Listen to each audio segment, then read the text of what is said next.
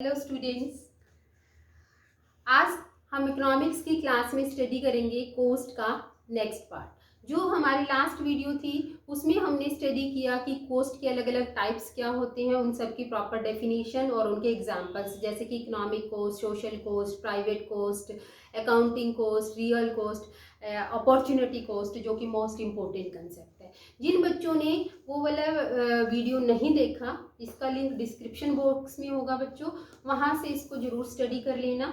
और आज जो हम स्टडी करेंगे वो हमारा टॉपिक है ट्रेडिशनल थ्योरी ऑफ कोस्ट। ये मोस्ट इम्पोर्टेंट टॉपिक है। 16 नंबर का क्वेश्चन KU के जो स्टूडेंट्स हैं, जो फर्स्ट ईयर के हैं, BCom BBA के स्टूडेंट्स हैं, इवन MCom के भी स्टूडेंट्स हैं, उनके पेपर में ये पूरा का पूरा क्वेश्चन 16 मार्क्स का आता है, explain the traditional theory of cost. तो आज का हमारा टॉपिक यही रहेगा कि ट्रेडिशनल परंपरागत लागत के सिद्धांत के बारे में हम इसमें स्टडी करेंगे। तो स्टार्ट करते हैं theories of cost part 2।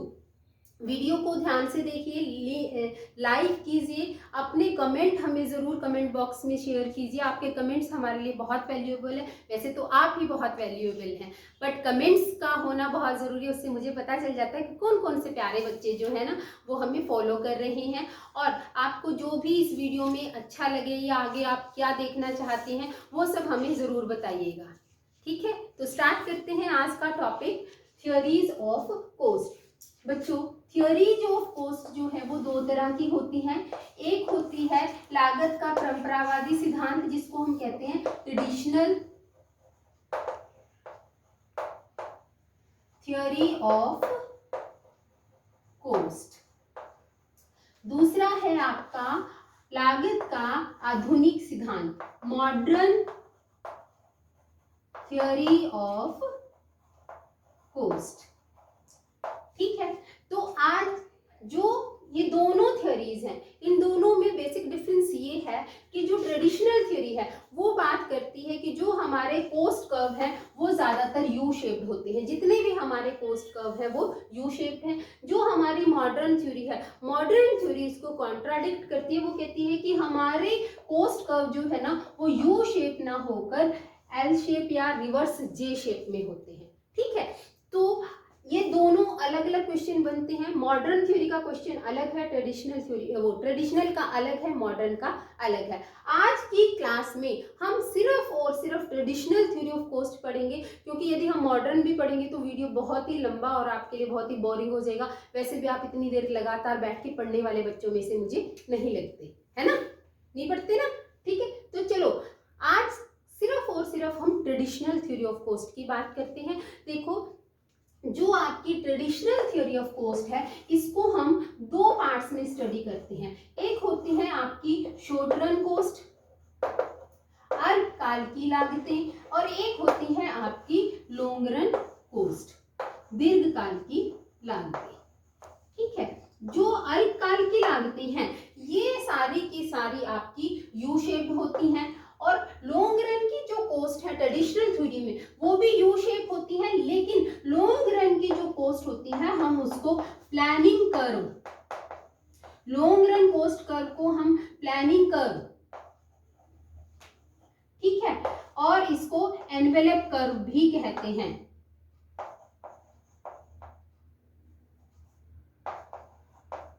Envelope मतलब लिफाफा, ठीक है ना। प्लानिंग मतलब योजना बना के हम इन कर्व को डिसाइड करते हैं। प्लानिंग कर्व, इनको क्यों एनवेलप कर्व क्यों कहा जाता है, क्योंकि हम ये मानते हैं कि लॉन्ग रन की कर्व जो है वो शॉर्ट रन की कर्व, कोस्ट कर्व को कवर करते हुए बनती है। जिस तरीके से लिफाफा हमारी हर चीज को अंदर ढक लेता है, उसी तरीके से लॉन्ग रन की कोस्ट शॉर्ट रन की कोस्ट को ढक लेती है, इसलिए हम उसको एनवेलप कर्व भी कहते हैं।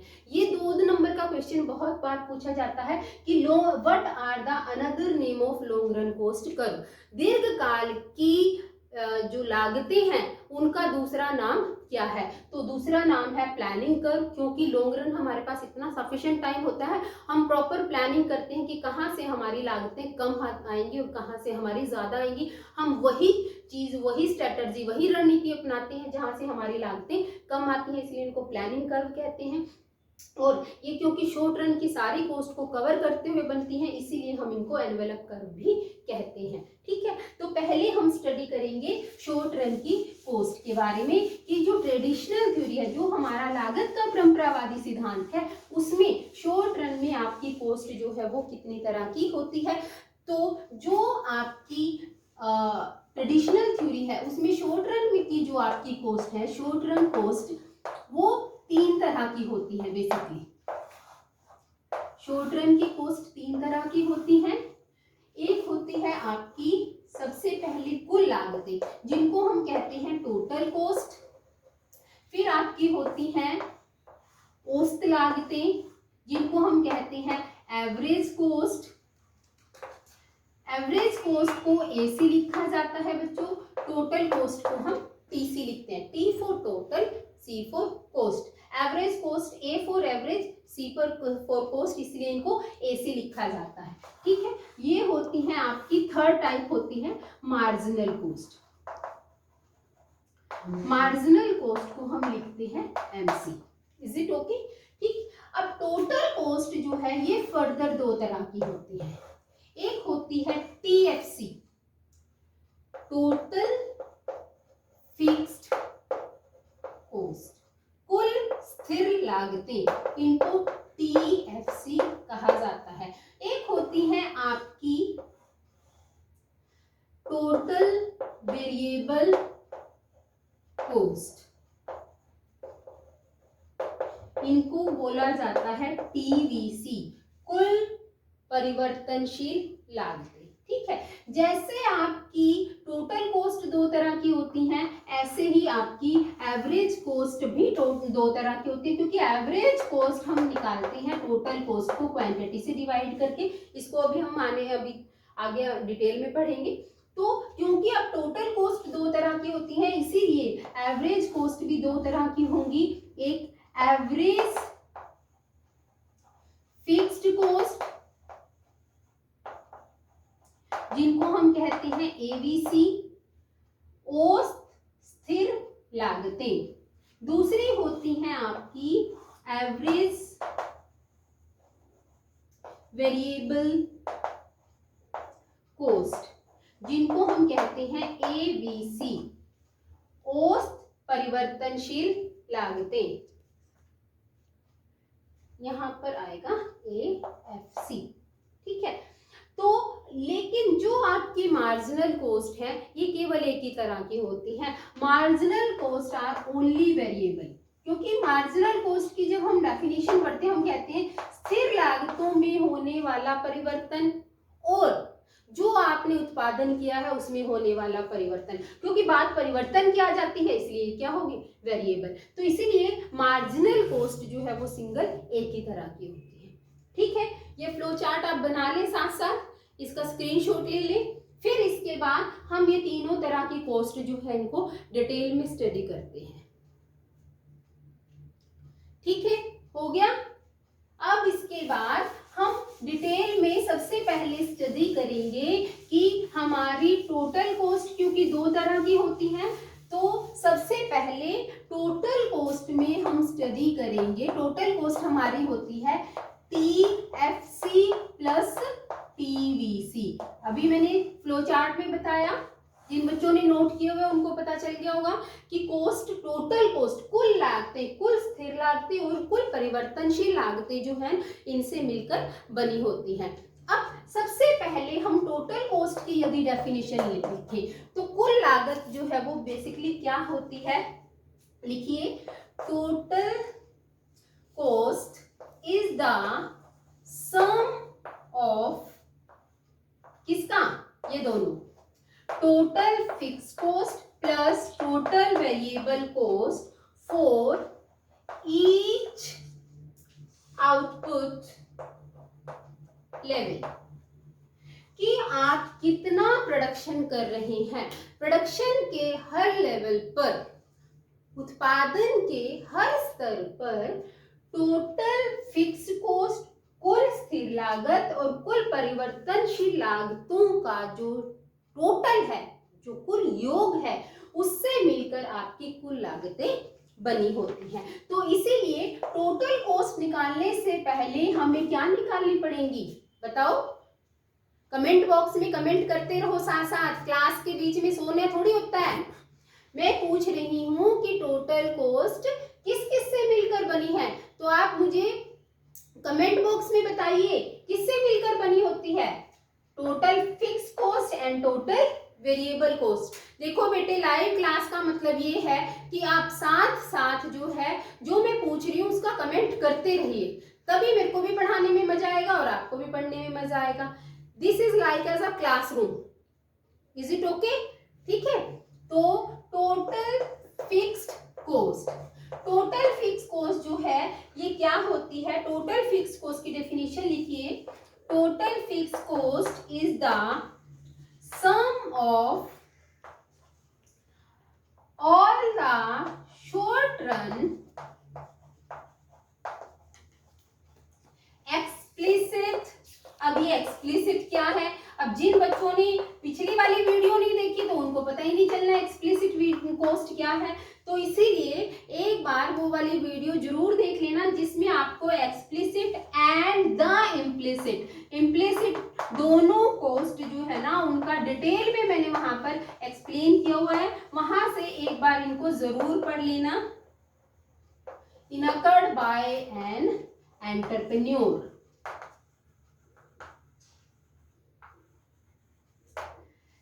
क्या है कि टोटल फिक्स कॉस्ट, एक एंटरप्रेन्योर ने जब किसी भी गुड का प्रोडक्शन किया तो शॉर्ट रन में उसने एक्सप्लिसिट फिक्स कॉस्ट, बाहर वालों को कितनी लागतें दी और उसने अपने कितने रिसोर्सेज को यूज करके कुल कितना खर्च उठाया, उसको मिलाकर बनती है आपकी टोटल फिक्स कॉस्ट। ठीक है, अब देखिए टोटल फिक्स कॉस्ट क्या है कि इसकी एक फीचर है कि आउटपुट जीरो होने पर भी, आउटपुट जीरो है तब भी total cost is beard by the firm.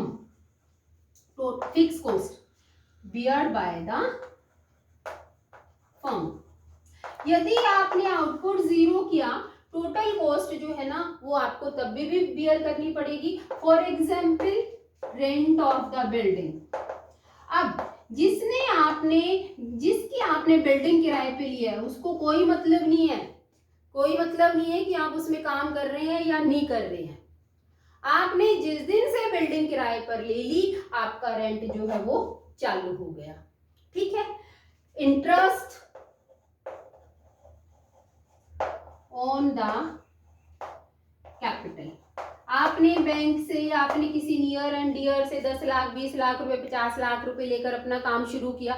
अब बैंक को कोई मतलब नहीं है आप उन पैसों को तिजोरी में रख रहे हो, बैंक के अकाउंट में रख रहे हो या क्या कर रहे हो। जिस दिन आपने बैंक से अकाउंट में अपने अमाउंट क्रेडिट करा लिया, उसी दिन से आपका लोन अमाउंट जो है ना उस पर इंटरेस्ट लगना चालू हो गया। अब ये वो चीजें हैं, चाहे आप आउटपुट करो या ना करो, ये इंटरेस्ट ऑन द कैपिटल कि आपने बैंक से कितना पैसा लिया वो सारा इंटरेस्ट भी आपको जो है ना वो पे करना पड़ेगा। दूसरा क्या है कि आउटपुट बढ़ने पर फिक्स कॉस्ट जो है ना उसमें कोई भी परिवर्तन नहीं होता, चाहे आउटपुट 1 गुड का हो चाहे 1000 गुड का हो, फिक्स कॉस्ट जो है वो आपकी कांस्टेंट रहती है। इसको अब हम एक डायग्राम से देखते हैं। देखिए ये आपकी टेबल है, ये आपका आउटपुट है और ये आपकी टोटल फिक्स कॉस्ट है। ठीक है, अब आउटपुट आपने 0 गुड्स का किया, फिक्स कॉस्ट तब भी 10 है, 1 का किया तब भी 10 है, 2 का किया तब भी 10 है, 3 का किया तब भी 10 है, और अप टू एनी अमाउंट, किसी भी अमाउंट तक आप चले जाइए, आपका आउटपुट जो है वो मतलब आपकी कॉस्ट 10 ही रहेगी। तो इसीलिए फिक्स कॉस्ट जो है ना वो कभी भी 0 से शुरू नहीं होगी, ध्यान रखिएगा। फिक्स कॉस्ट कर्व जो है ना वो 0 आउटपुट पर भी एक अमाउंट ऑफ कॉस्ट आपको बियर करनी ही करनी पड़ती है। तो इसीलिए फिक्स कॉस्ट कर्व जो है ना वो हमेशा वाई एक्सिस से शुरू होगा और एक्स एक्सिस के पैरेलल होगा। 1 good 2 3 4 5 up to any amount आप प्रोड्यूस कीजिए, ये कॉस्ट इतनी ही रहेंगी। ठीक है, तो उसके बाद नेक्स्ट है आपका total variable coast. Total variable coast का जो है ना, टोटल वेरिएबल कोस्ट क्या होती है, देखिए नाम से ही पता चलता है। वेरिएबल, वेरिएबल का मतलब क्या है कि जैसे जैसे आप आउटपुट का लेवल बढ़ाते हैं वैसे वैसे ये कोस्ट जो है वो बढ़ती चली जाती है। टोटल वेरिएबल कोस्ट की बच्चों डेफिनेशन लिख लो, it is the sum of amount spent for each of the variable inputs used। अब ये क्या है कि जो आप वेरिएबल इनपुट्स यूज करते हो सच एज रॉ मटेरियल, आप आउटपुट करोगे तो रॉ मटेरियल खरीदोगे, आउटपुट नहीं करोगे तो रॉ मटेरियल की जरूरत नहीं है। लेबर, कुछ आपकी लेबर परमानेंट होती है, कुछ आपकी लेबर जो है ना वो टेम्परेरी होती है। आउटपुट के बढ़ने के साथ आप लेबर को बढ़ाते हो, आउटपुट के कम होने के साथ लेबर को कम कर देते हो। अब ये क्या होती है, ये कोस्ट, वेरिएबल कोस्ट जो है वो आउटपुट जीरो है तो ये कोस्ट भी जीरो होगी। जैसे जैसे आउटपुट बढ़ता रहता है ये कोस्ट भी बढ़ती चली जाती है। जैसे पहले 10, फिर 18, फिर 24, फिर 28, 32, 38, इस तरीके से। तो ये कहने का मतलब क्या है कि जो आपका वेरिएबल कोस्ट कर्व है, ये वेरिएबल कोस्ट है 0, 1, 2, 3, 4, 5, 6। ये जैसे यहाँ पर है 0, फिर 10 हो गया, 20, 30, 40। अब क्या है कि जब आउटपुट 0 है ये कोस्ट भी 0 है। आउटपुट 1 हुआ कोस्ट हो गई 1, फिर आउटपुट 2 हुआ कोस्ट हो गई 18, फिर 3 पर 24, 4 पर 28, 5 पर 32 और 6 पर 38।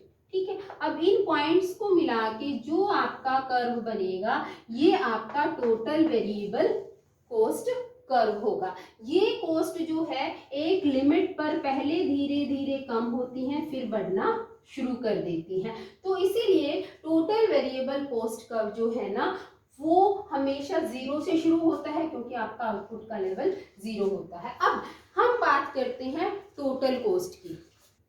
ठीक है, तो टोटल ये वेरिएबल कोस्ट आ गई। अब देखो हमने क्या पढ़ा था कि जो हमारी टोटल कोस्ट है वो टोटल फिक्स कोस्ट और टोटल वेरिएबल कोस्ट इन दोनों से मिलकर बना है। अब हम एक टेबल बनाएंगे जिसमें कि हम टोटल कोस्ट को रिप्रेजेंट करेंगे। हाँ, तो ये है आपकी टोटल कोस्ट। हम अब कैसे निकाल सकते हैं, देखो हमने 0 आउटपुट से और 7 आउटपुट तक सपोज कीजिए हम लिखते हैं। ठीक है, कुछ भी लर्न नहीं करना, कुछ भी क्रैम नहीं करना, सिर्फ इस चीज को अंडरस्टैंड करो। फिक्स कॉस्ट हमारी 10 10 थी, हम 10 10 लिख लेंगे। Is it okay? यहां तक सबको समझ आ गया? अब जो हमने वेरिएबल कॉस्ट लगाई थी, जो वेरिएबल कॉस्ट हमने पहले लिखी थी, 0 आउटपुट पर वेरिएबल कॉस्ट 0, 1 आउटपुट पर 10, फिर 18, फिर 24, फिर 48, फिर 32, फिर 38, फिर 46। अब देखो ये क्या है, पहले हमने 8 का डिफरेंस लिया, फिर 6 का, फिर 4 का, फिर 4 का, फिर उसके बाद दोबारा से बढ़ना। इसका मतलब क्या है कि टोटल वेरिएबल कॉस्ट पहले डाउन जाती है, मिनिमम पॉइंट पर एक बार थोड़ा सा कम होकर फिर वापस बढ़ना शुरू कर देती है। क्योंकि जैसे जैसे हम मतलब लॉ ऑफ वेरिएबल प्रोपोर्शन जो हमने पढ़ा हुआ है, जिस बच्चों ने नहीं पढ़ा हुआ उसकी भी वीडियो हमारे चैनल पे है, आप वहां से उसको देख सकते हैं। लॉ ऑफ वेरिएबल प्रोपोर्शन यही कहता है कि जैसे जैसे हम एडिशनल वेरिएबल इनपुट्स को लगाते चले जाते हैं हमारा आउटपुट एक लेवल के बाद बढ़ना शुरू हो जाता है। तो इन दोनों को आप ऐड कर दोगे तो आपकी आ जाएगी total cost. It is so much easy, इसको क्रैम बिल्कुल नहीं करना, इस कंसेप्ट को सिर्फ आपने समझना है।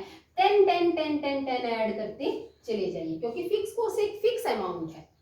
जैसे जैसे आप आउटपुट बढ़ाओगे एक फिक्स अमाउंट जो है ना वो ऐड होता चला जाता है। इसका भी एक लॉजिक है जो हम अब पढ़ेंगे। इस डायग्राम में आपको पता चलेगा कि वो लॉजिक क्या है। ठीक है, डायग्राम बनाइए, मेरे साथ साथ बनाते रहो बच्चों, आपको ज्यादा अच्छे से क्लियर होता चला जाएगा। नहीं तो फिर ये सोचोगे ना कि हम इसको बाद में बना लेंगे, फिर आपको दिक्कत आनी शुरू हो जाती है। ठीक है, अब ये आपकी टोटल फिक्स कॉस्ट है। ठीक, variable cost, total variable cost ये 10 18 ऐसे करके, तो हम इसको ऐसे बना देते हैं। ये आपका टोटल वेरिएबल कॉस्ट कर्व आ गया, ये हमने पढ़ लिया है। अब बात आती है टोटल कॉस्ट कर्व की, वो इन दोनों को मिलकर बनता है। हमने क्या ऐड करना है, एक फिक्स अमाउंट 10 10 10 10 10 अमाउंट जो है ना वो ऐड करते चले जाना है, ये बन जाती है आपकी टोटल कॉस्ट। अब ड्रॉ करते हुए टोटल कॉस्ट एक चीज का ध्यान रखना, टोटल कॉस्ट कर्व और टोटल वेरिएबल कॉस्ट में जो ये डिफरेंस होता है, ये एक फिक्स डिफरेंस होता है फिक्स कॉस्ट का, इसीलिए टोटल कॉस्ट कर्व जो है ना वो हमेशा पैरेलल होता है टोटल वेरिएबल कॉस्ट के। इस चीज को आप स्पेशली ध्यान में रखना कि टोटल कॉस्ट कर्व हमेशा टोटल वेरिएबल कॉस्ट कर्व के पैरेलल होता है। इसके पीछे रीजन ये है क्योंकि इसमें एक fix amount of fix cost जो है, जो कि 10 10 का एक फिक्स अमाउंट है, वो इसमें ऐड होता है। अब उसके बाद हम बात करते हैं एवरेज कॉस्ट की। एवरेज कॉस्ट आपकी जो एसी है, मैंने आपको बताया कि वो भी किससे बनकर मिलती है, वो एसी होती है टीसी अपॉन में Q, total cost divided by quantity. अब टोटल कॉस्ट क्या होती है, total fix cost plus total variable cost divided by quantity. Is it okay? अब total fix cost divided by Q plus total variable cost divided by Q. अब AC क्या हो गई, इसको यदि हम इससे डिवाइड करते हैं तो ये आ जाती है आपकी AFC, और इसको इससे डिवाइड कर आते हैं तो ये आ जाती है ABC। तो इसीलिए बच्चों टोटल एवरेज कॉस्ट भी दो तरह की कॉस्ट से मिलकर बनती है, average fix cost and average variable cost. ठीक है, अब सबसे पहले हम डेफिनेशन लिखते हैं AC। एवरेज कॉस्ट क्या होती है, it is the cost per unit of output. ठीक है, पर यूनिट, एक यूनिट को, जैसे आपने 1000 वस्तुएं प्रोड्यूस की, 1000 आपने क्वांटिटी प्रोड्यूस की, 1000 क्वांटिटी को प्रोड्यूस करने में यदि आपकी टोटल कॉस्ट 10,000 आ रही है, तो एसी क्या होगी, 10,000 डिवाइडेड बाय 1000, 10, तो 10 रुपीज पर यूनिट कॉस्ट आपकी काउंट होगी, इसको एसी कहा जाता है। ठीक है, it is the total cost of per unit of output, it is the total cost of TC of producing any given output divided by the number of units produced, कि आपने कितनी गुड्स प्रोड्यूस्ड की, उन goods को production करने में आपकी कितनी टोटल कॉस्ट आई और कितनी आपने गुड्स प्रोड्यूस की, यदि हम उसको उससे डिवाइड कर देते हैं तो वो आपकी हो जाती है टोटल कॉस्ट, वो सॉरी एवरेज कॉस्ट, जैसे मैंने आपको ये करके दिखाया। तो अब हमने देखा कि हमारी एवरेज कॉस्ट जो है वो भी दो तरह की कॉस्ट से मिलकर बनी होती है, एक होती है आपकी एवरेज फिक्स्ड कॉस्ट और एक होती है एवरेज वेरिएबल कॉस्ट। अब हम बात करते हैं एवरेज फिक्स्ड कॉस्ट की। एवरेज फिक्स्ड कॉस्ट का जो है ना वो क्या होता है, टोटल फिक्स्ड कॉस्ट को यदि हम क्वांटिटी से डिवाइड कर दें तो वो आपकी बन जाती है एवरेज फिक्स्ड कॉस्ट। देखिए, अब सब कुछ आपने जो पहले वाला है, जो आपकी पहली वाली टेबल है, उससे लेकर ही आपने आगे काम करना है। ये आपकी टोटल फिक्स कॉस्ट है, ये आपका आउटपुट है 1 2 3 4 5 6 7, ये आपका है 10 10, ये आपने, ठीक है। अब एवरेज फिक्स कॉस्ट पहले 10 हो गई, इसको इससे डिवाइड किया 5 आ गया, डिवाइड किया 3.3 आ गया, डिवाइड किया ये आ गया 2.5, फिर इसको डिवाइड किया 2 आ गया, इसको डिवाइड किया आपका आ गया 1.7, 1.4। ये देखिए जो आपकी एवरेज फिक्स कॉस्ट है धीरे धीरे धीरे धीरे डाउन होती चली जा रही है। यानी कि जब हम एवरेज फिक्स कॉस्ट कर्व बनाते हैं, ये आपका आउटपुट है और ये है आपका एवरेज फिक्स कॉस्ट कर्व। ठीक है, तो ये कर्व जैसे जैसे आपका आउटपुट प्रोड्यूस होता चला जाएगा, ये लागतें धीरे धीरे धीरे धीरे कम होती चली जाती हैं। कम होते होते ये हमें लगता है कि ये जीरो हो जाएंगी, but these cost never be zero. ये लागतें ऐसे लगता है एक लिमिट के बाद एक्स एक्सिस को टच कर देंगी, जीरो हो जाएंगी, बट ये कभी भी जीरो नहीं होती है। It seems to be zero but it never be zero. तो एवरेज फिक्स्ड कॉस्ट जो है ये रेक्टेंगुलर हाइपरबोला की शेप में होता है, इसीलिए हम मतलब इसमें ये कहते हैं कि ये कॉस्ट एक्स एक्सिस को टच करेंगी बट ये कभी भी टच नहीं करेंगी। ठीक है, ठीक है। उसके बाद अब हमारी नेक्स्ट है average variable cost. Average variable cost जो है ना, ये भी सेम उसी तरह से जो आपकी एवरेज वेरिएबल कॉस्ट क्या होती है, जो आपकी टोटल वेरिएबल कॉस्ट है, यदि हम उनको क्वांटिटी से डिवाइड कर देंगे तो एवरेज वेरिएबल कॉस्ट बन जाएगी। ठीक है, अब जो आपकी वही वाली टेबल, पिछली टेबल आप निकाल लीजिए। मेरे पास तो ऐसी फैसिलिटी है नहीं कि मैं पिछली टेबल निकाल लूं, क्योंकि मेरा तो बोर्ड है। आपकी वो तो नोटबुक है, आप अपनी पिछली टेबल निकालिए। ठीक है, पिछली टेबल से ही हम जो है एवरेज वेरिएबल कॉस्ट ड्रॉ कर सकते हैं। ठीक, और मेरे पास यहाँ पर रिकॉर्ड है कि जो आपकी टोटल वेरिएबल कॉस्ट है वो थी 10। हमने, हाँ ठीक है, हम वैसे ही करते हैं 10, फिर हमने 18, फिर हमने कहा था कि पहले 8 का डिफरेंस, फिर 6 का डिफरेंस, इसमें 6 ऐड करेंगे 24, फिर 4 का डिफरेंस, फिर अगेन 4 का डिफरेंस, फिर अगेन 6 का डिफरेंस। ठीक है, तो इससे हम निकालेंगे, ये आपने लर्न नहीं करनी, पहले 10, फिर 8 का डिफरेंस, 6 का डिफरेंस, 4 का डिफरेंस, 4 का डिफरेंस, फिर 8 का डिफरेंस, फिर दोबारा से ये डिफरेंस बढ़ता चला जाएगा 7 पे, फिर 10 का डिफरेंस हो जाएगा।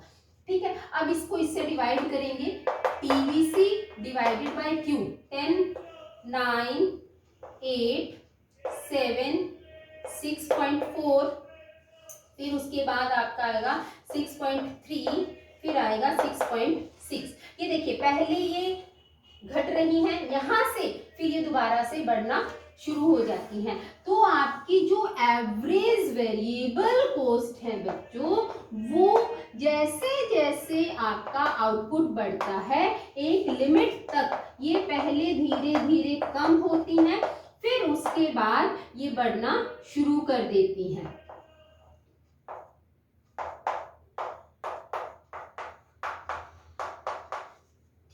तो इसीलिए एवरेज वेरिएबल कॉस्ट कर्व जो है ये आपका यू शेप होता है। जैसे कि आपका क्या है, जो आपका 5 आउटपुट है, 5 आउटपुट तक, जैसे यदि हम इसके अकॉर्डिंग करें तो 5 आउटपुट पर आपकी कॉस्ट जो है वो मिनिमम होगी। 5 आउटपुट पर मिनिमम होने के बाद फिर 6 से ये धीरे धीरे दोबारा से बढ़ना शुरू कर देती हैं। इसीलिए हम कहते हैं कि जो हमारा एवरेज वेरिएबल कॉस्ट कर्व जो है वो यू शेप होगा। अब यदि हम तो एसी की बात करें, एसी हम यहीं से निकाल लेंगे, चलो दोबारा ही बनाते हैं। ठीक है, आप अपना वहीं से बना लीजिए। एसी जो है वो क्या है, एएफसी प्लस एबीसी आउटपुट। देखिए फटाफट, 1 2 3 4 5 6 7 8। एएफसी जो है वो आपका है 10, 5, 3.3, 2.5, 2, 1.7, 1.4, 1.2, ये हमने अभी पढ़ा था।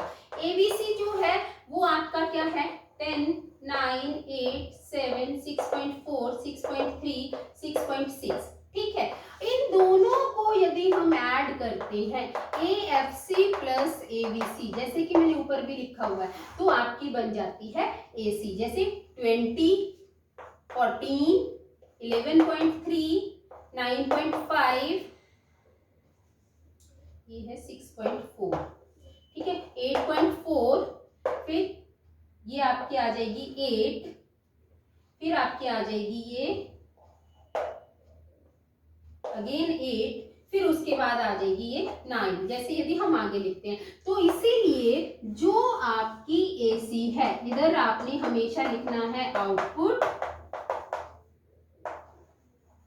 और इधर लिखनी है आपने एवरेज कोस्ट। तो एवरेज कोस्ट जो है ये आपकी 5, 10, 15, 20, 25, तो ये भी आपकी यू शेप होगी। ये भी क्या होती है, एक लिमिट तक आपकी एवरेज कोस्ट जो है ना वो कम होती है, एक लिमिट के बाद बढ़ना शुरू कर देती है। अब क्वेश्चन ये आता है कि Y short run average cost curve is of U shape. इसके पीछे दो रीजन है। सबसे पहले कि जो आपकी एवरेज कोस्ट कर्व है ये एवरेज फिक्स कोस्ट और एवरेज वेरिएबल कोस्ट से मिलकर बना है, और इसमें जो एवरेज फिक्स्ड कोस्ट जो है वो धीरे धीरे कम होती चली जाती है, और एक लिमिट के बाद एवरेज वेरिएबल कोस्ट जो है ना वो अपने मिनिमम पॉइंट पर पहुंचने के बाद फिर से बढ़ना शुरू कर देती है।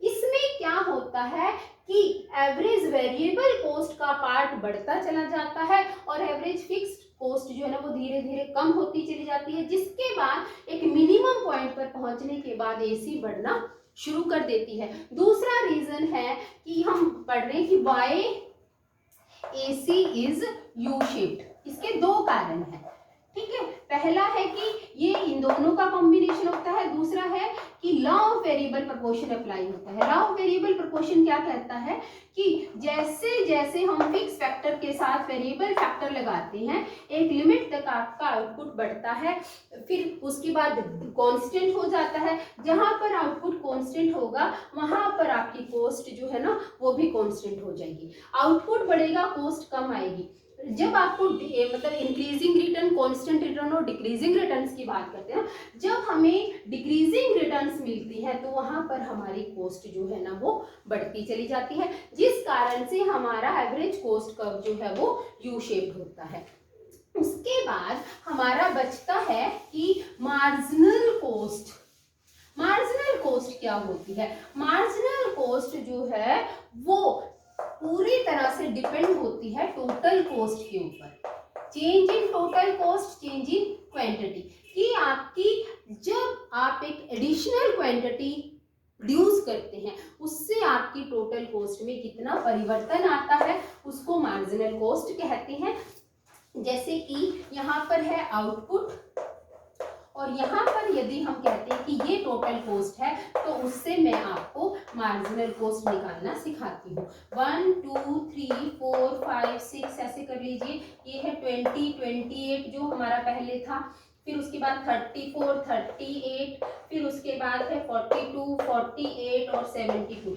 अब देखिए मार्जिनल कॉस्ट क्या है, ये 20, इसमें से इसको ऊपर वाले को नीचे वाले में से माइनस करना है। 28 minus 28, this minus this 6, this minus this 4, this minus this again 4, this minus this 6, this minus this आगे आ गया ये 62, 48 और 14।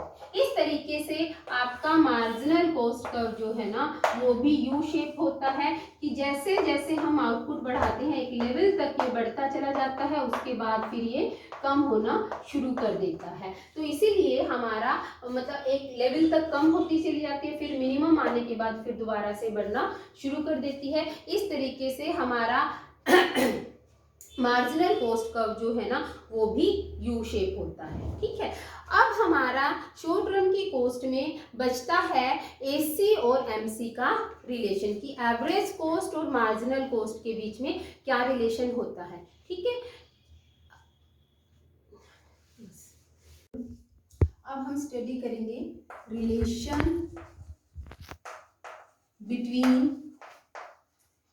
AC एंड MC कि आपकी एवरेज कॉस्ट और मार्जिनल कॉस्ट में क्या रिलेशन है। तो इसके लिए हम जैसे हमने स्टडी किया कि हमारी जो AC है वो भी यू शेप्ड होती है और जो हमारी शॉर्ट रन की MC है वो भी यू शेप्ड होती है, ठीक है ना। ये है SAC और ये है MC। ठीक, अब देखो इनमें क्या रिलेशन है। इसके रिलेशन को सबसे पहले हम ये कहते हैं कि minimum point of MC comes earlier than AC। जो AC है उसका मिनिमम पॉइंट आता है आउटपुट OQ1 पर, जबकि MC का मिनिमम पॉइंट आता है OQ पर। तो फर्स्ट इसका डिफरेंस है द मिनिमम पॉइंट, वो इनमें रिलेशन है the minimum point of MC comes earlier than AC, यानी कि MC का न्यूनतम बिंदु AC के न्यूनतम बिंदु से पहले आता है। जैसे कि यहाँ डायग्राम में है minimum point of MC is at OQ, output OQ, and AC at OQ1। First relation ये हो गया।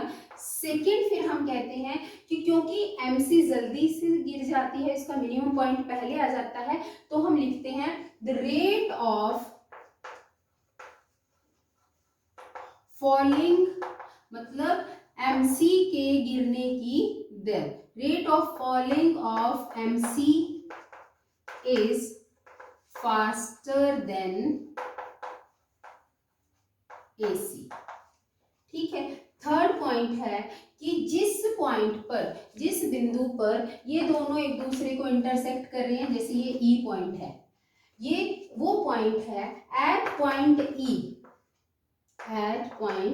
E MC is equal to AC। ये वो पॉइंट है जहां पर MC और AC दोनों एक दूसरे के बराबर हैं।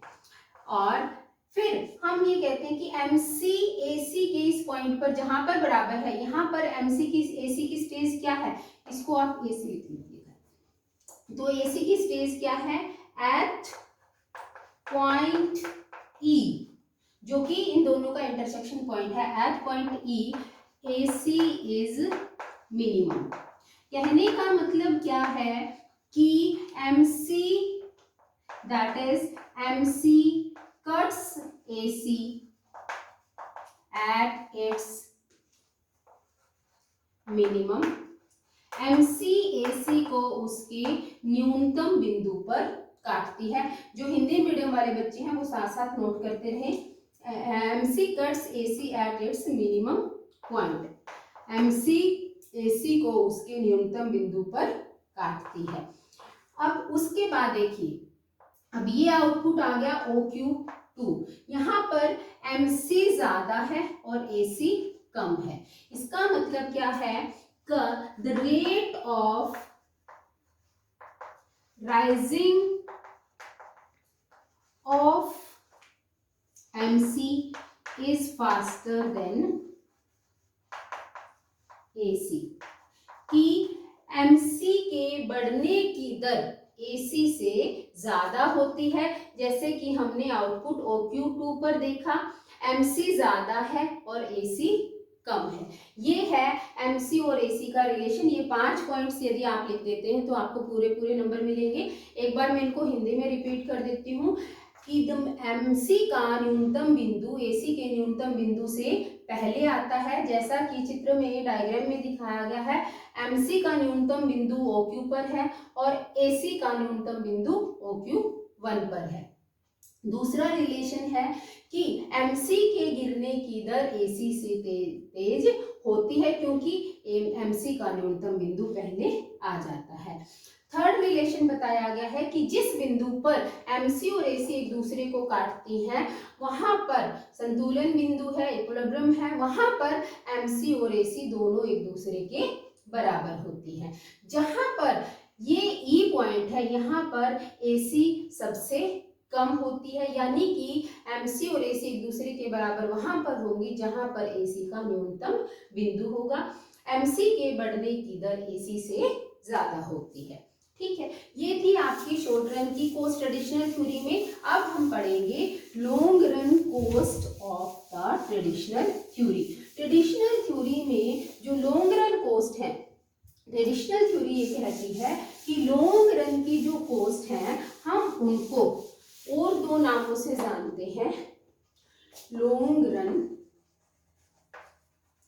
कोस्ट, दीर्घकालीन लागतें। दीर्घकालीन लागतों को हम दो अलग नामों से जानते हैं, एक होती है, इसको हम कहते हैं प्लानिंग कर्व, नियोजन वक्र भी कहते हैं, और इनको हम लिफाफा कर्व, एनवेलप,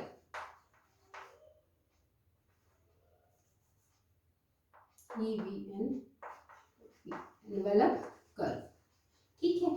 इनको प्लानिंग कर्व इसलिए कहा जाता है क्योंकि दीर्घकाल बहुत लंबा टाइम होता है जिसमें फर्म डिसाइड कर सकती है, कि इंडस्ट्री डिसाइड कर सकती है कि किस प्लांट का, किस फर्म का यूज करके वो अपनी लागतों को कम कर सकती है। एनवेलप कर्व इसलिए कहा जाता है, यानी कि लिफाफा कर्व, लॉन्ग रन के कर्व को इसलिए कहा जाता है क्योंकि परंपरागत अर्थशास्त्री जो ट्रेडिशनल इकोनॉमिस्ट है वो कहते हैं कि लॉन्ग रन की कोस्ट शॉर्ट रन की कोस्ट को कवर करते हुए बनती है। देखिए अब लॉन्ग रन की कोस्ट जो है वो कैसे होती है।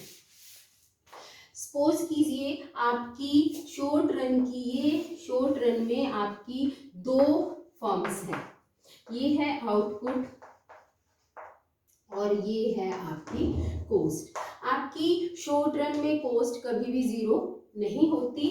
शॉर्ट रन में आपका एक कोस्ट कर्व ये है फर्म ए का टोटल कोस्ट कर्व। हमने पढ़ा ना कि टोटल कोस्ट कर्व ऐसे होता है।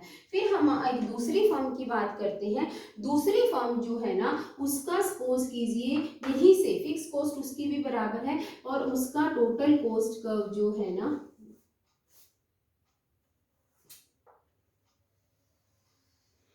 वो ये है, ठीक है। अब लॉन्ग रन की कोस्ट, जो ये शॉर्ट रन की टोटल कोस्ट है, इसका मिनिमम पॉइंट और इसका मिनिमम पॉइंट, इन दोनों को मिलाकर बनाया जाता है लॉन्ग रन का टोटल कोस्ट। लॉन्ग रन की कोस्ट क्योंकि शॉर्ट रन की दोनों कोस्ट को कवर कर रही है, फर्म ए की भी और फर्म बी की भी, इसीलिए इसको एनवेलप कर कहेंगे। लॉन्ग रन की टोटल कोस्ट का शेप जो है वो इस तरीके का होता है। एक मिनिमम पॉइंट है फर्म ए का, एक मिनिमम पॉइंट है फर्म बी का। तो लॉन्ग रन में इंडस्ट्री के पास इतना सफिशिएंट टाइम होता है, वो डिसाइड कर सकती है कि उसको कितने आउटपुट के साथ कौन सी फर्म, कौन से प्लांट को यूज करना है, इसीलिए हम इसको प्लानिंग कर्व भी कहते हैं। अब देखिए जैसे इसका एक और दूसरा वो है कि सपोज कीजिए, एक डायग्राम से इसको क्लियर करते हैं। ये है आपका आउटपुट और ये है आपकी कोस्ट, ठीक है। अब मान लीजिए एक फर्म जो है ना, हम ये कहते हैं कि लॉन्ग रन की जो एवरेज कोस्ट होती है वो शॉर्ट रन की एवरेज कोस्ट कर्व को कवर करते हुए बनती है, और वहाँ पर फर्म के पास सफिशिएंट टाइम होता है ये डिसाइड करने का, वो इंडस्ट्री के पास, कि वो किस फर्म या किस प्लांट के साथ अपना आउटपुट प्रोड्यूस करे। जैसे सपोज कीजिए एक फर्म ये है, शॉर्ट रन की कोस्ट इस फर्म प्लांट 1 की जो है ये है, और एक ये प्लांट 2 है जिसकी शॉर्ट रन की कोस्ट जो एवरेज कोस्ट जो है ना वो इतनी है। अब हमने कहा कि लॉन्ग रन की कोस्ट शॉर्ट रन की कोस्ट को कवर करते हुए बनती है, ये आ गई लॉन्ग रन की कोस्ट। अब फर्म को यदि आउटपुट प्रोड्यूस करना है इतना, ओके, तो यहाँ पर अब देखिए प्लांट ए, जो ये पिंक वाला शेप है, ये वाला प्लांट ए के साथ उसको कोस्ट आ रही है सपोज कीजिए 50 रुपीज। अब यदि वो प्लांट 2 इसको चूज करती है तो उसको कोस्ट आ रही है 70 रुपीज। अब बताइए फर्म कौन से प्लांट के साथ आउटपुट प्रोड्यूस करेगी, ए के साथ या बी के साथ, मतलब फर्स्ट के साथ या सेकेंड? डेफिनेटली फर्स्ट के साथ, क्योंकि फर्स्ट प्लांट पे उसकी कोस्ट कम आ रही है। तो इसी तरीके से यदि फर्म को आउटपुट प्रोड्यूस करना है OQ1, तो अब प्लांट 1 जो है ना वो उसके लिए महंगा हो जाता है क्योंकि उस पर कोस्ट ज़्यादा आ रही है, और प्लांट 2 जो है ना उसको सस्ता लगता है। तो इसीलिए क्योंकि लॉन्ग रन में हमारे पास सफिशिएंट टाइम होता है, हम देखते हैं कि यदि हमें सपोज कीजिए ये है 100 गुड्स और ये है 150 गुड्स, यदि हमें 100 गुड्स प्रोड्यूस करनी है हम प्लांट ए का सिलेक्शन करेंगे, यदि हमें 150 गुड्स प्रोड्यूस करनी है तो हम प्लांट बी के साथ आउटपुट प्रोड्यूस करेंगे, जाना पसंद करेंगे। इसीलिए हम कहते हैं कि लॉन्ग रन की कॉस्ट कर्व जो है ना, हम उसको प्लानिंग कर्व भी कहते हैं। अब यदि एक फर्म जो है उसके अंडर बड़ी सारी प्लांट्स के अंडर वो फर्म काम कर रही है, तो वहां पर भी उसके पास लॉन्ग रन में सफिशिएंट टाइम होता है ये डिसाइड करने का कि वो किस आउटपुट, किस प्लांट के साथ जो है ना अपना आउटपुट प्रोड्यूस करे। ठीक, अब एनवेलप कर्व का मतलब क्या है कि सपोज कीजिए एक प्लांट ये है SAC1, फिर है दूसरा प्लांट SAC2, फिर है थर्ड प्लांट SAC3, यानी कि शॉर्ट रन की एवरेज कॉस्ट हम यहाँ पर स्टडी कर रहे हैं। शॉर्ट रन की एवरेज कॉस्ट का एक फर्म के अंदर 4 प्लांट हैं, वो इन 4 प्लांट्स के साथ आउटपुट प्रोड्यूस करती है। अब लॉन्ग रन की एवरेज कॉस्ट शॉर्ट रन की एवरेज कॉस्ट को कवर करते हुए ये बन गई, ये आ गई लॉन्ग रन की एवरेज कॉस्ट। अब यदि फर्म को OQ आउटपुट प्रोड्यूस करना है तो वो सेलेक्ट करेगी प्लांट 2 को, क्योंकि प्लांट 2 ही ऐसा है जहाँ पे उसको मिनिमम कॉस्ट पड़ रही है। यदि वो प्लांट 1 को चूज करती है कॉस्ट ज़्यादा है। अब जैसे मैं इसको यदि ऐसे बनाऊं तो, और प्लांट 3 को सेलेक्ट करती है तो उसको कॉस्ट और भी ज़्यादा पड़ती है। तो क्योंकि लॉन्ग रन में हमारे पास सफिशिएंट टाइम होता है ये देखने का कि हम किस प्लांट के साथ प्रोड्यूस करें, तो इसीलिए लॉन्ग रन की कॉस्ट जो है ना उनको प्लानिंग कर्व भी कहा जाता है। तो लॉन्ग रन की कॉस्ट कर्व जो है ना, इनके 2 नाम हैं, एक है प्लानिंग कर्व और एक है एनवेलप कर्व। अब पता चल गया आपको कि एनवेलप कर्व क्यों कहा जाता है और प्लानिंग कर्व क्यों कहा जाता है। और लॉन्ग रन की कॉस्ट कर्व भी यू शेप्ड होते हैं क्योंकि ये शॉर्ट रन की कॉस्ट कर्व को कवर करते हुए बनती हैं। तो ये थी आपकी ट्रेडिशनल थ्योरी, ये मोस्ट इंपॉर्टेंट टॉपिक है, एग्जाम में आने के पूरे चांसेस हैं। इसको ध्यान से 2-3 बार रिपीटिशन में देखिए, इसके जितने भी डायग्राम्स हैं सारे एग्जाम में बनाने जरूरी हैं, तभी आप इसको क्वेश्चन में पूरे मार्क्स स्कोर कर सकते हैं। ठीक है, और नेक्स्ट वीडियो में हम स्टडी करेंगे मॉडर्न थ्योरी ऑफ कॉस्ट।